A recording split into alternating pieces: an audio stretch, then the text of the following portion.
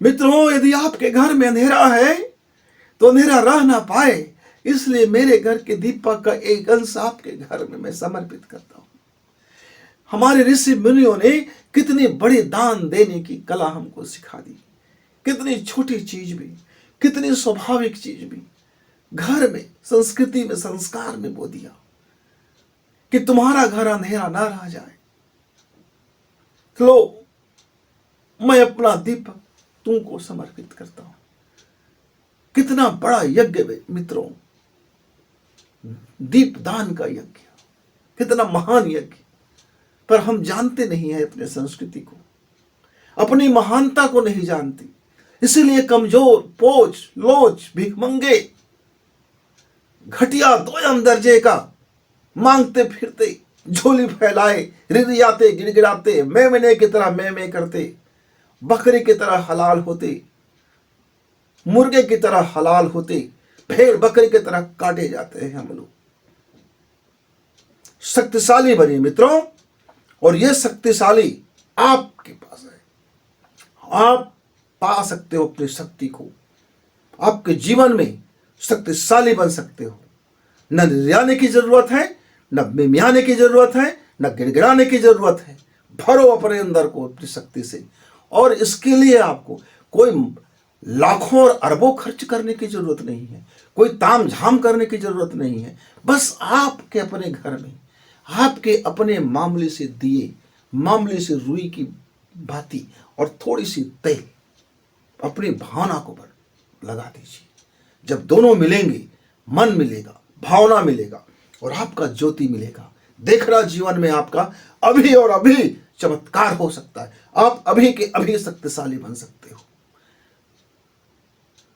शेर को शर्म कि उसका बच्चा भेड़ की तरह, बकरी की तरह मेमया रहा है। गुरुजी कहते हैं शेर का बच्चा हो, शेर बनो, मैं करते फिरते हो। जब भी हम नवरात्र साधना करें या जीवन का कोई साधना उपासना करें तो थोड़ी सी इस चुंबक का, मैग्नेटिक पावर का या यूनिवर्सल ब्रह्मांड के नियम का, भाव नियम का, स्वर नियम को थोड़ी सी जान लीजिए। तो बिना हम इसके ज्ञान पक्ष को और विज्ञान पक्ष को समझे हम केवल संस्कृति का वाहक बनते हैं, तब हमें उतना लाभ नहीं मिलता, गाहे बगाहे मिल जाता है। जब हम उसको परंपरा में ढाल लेते हैं तब तो उसका लाभ मिलेगा कि नहीं मिलेगा कोई ठिकाना नहीं है। जब हम उसको लकीर के फकीर बन जाते हैं तब तो और कोई पता नहीं है उसका लाभ कितना मिल पाएगा कि नहीं मिल पाएगा। चीजें वही है।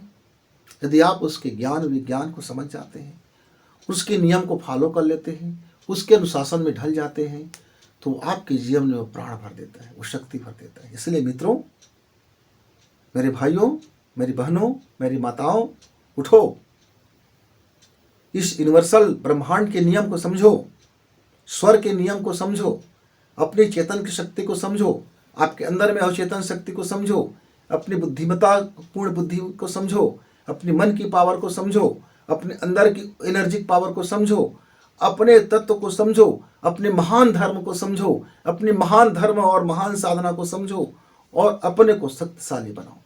इस दुनिया में मित्र कमजोर का कोई स्थान नहीं है। इसलिए खुद को शक्तिशाली बनाओ, और शक्तिशाली बनाने के लिए आपको लाखों और हजारों खर्च करने की जरूरत नहीं। आप रोज का रोज अपना 45 मिनट सुबह और 45 मिनट शाम इन्वेस्ट करो अपने जीवन में।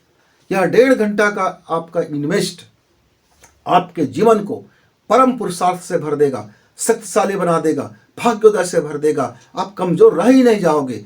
आप दुनिया के फिर वह शक्तिशाली मनुष्य बन सकते हो जिसको कोई भी झंझावत बिगाड़ न सकेगा। स्वामी विवेकानंद के गुणगान करने से अच्छा है कि स्वामी विवेकानंद बनने की कोशिश की जाए। पंडित श्री राम शर्मा की गुणगान करने से अच्छा है कि पंडित श्री राम शर्मा के रास्ता में चलने की कोशिश की जाए। दयानंद सरस्वती की गुणगान करने से अच्छा है कि उसके रास्ता में थोड़ी सी कुछ तो चली जाए। किसी भी देवता की, देवी की गुणगान करने से अच्छा है मित्र कि उसके बताए हुए अनुशासन में कुछ तो चला जाए। मैं मां सरस्वती की गुणगान करने से पहले मां सरस्वती ने कहा मुझसे, बेटा तू वीणा बन और वीणा के स्वर को समझ। तू कमल फूल को समझ, तू मयूर को समझ, तू समझ तो सही कमल फूल को, तू समझ इस जल को, तू समझ इस तत्वों के विज्ञान को। तू मेरी आरती करे ना करे, तू मेरी चालीसा करे ना करे, तू मेरी माला जप करे ना करे, लेकिन तुम 45 मिनट इन्वेस्टमेंट कर देते हो दी अपने भाव से, तो मेरी शक्ति तुम्हारे साथ सदैव। मित्रों, मैंने जीवन में उसको देखा है, समझा है, लाभ लिया है, इसीलिए मैं कहीं कमजोर नहीं रहता। आए जो भी झंझावत आने दो, आग के दरिया आता है तो आने दो ना, हम उसे फूल बना देंगे। जीवन में दुख की पहाड़ आता है तो आने दो ना, हम उसे खुशियों में बदलेंगे। जीवन में मुसीबत आती है तो आने दो ना, हम उसको अवसर में बदल देंगे।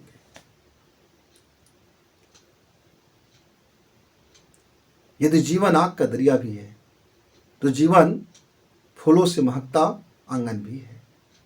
चैन आपके हाथ में है कि लुंज पुंज बने रहना है, भिखारी बने रहना है, कमजोर बने रहना है, कि अपने को शक्तिशाली बनाना है। तो मित्रों, शक्तिशाली बनाने के लिए आइए स्वर दीपक के साथ में अपनी भाव प्राणायाम को समझें, सीखें, प्रैक्टिकल करें और उसके बाद एक एक शक्ति को आजमाएं। लेकिन मेरे मित्र,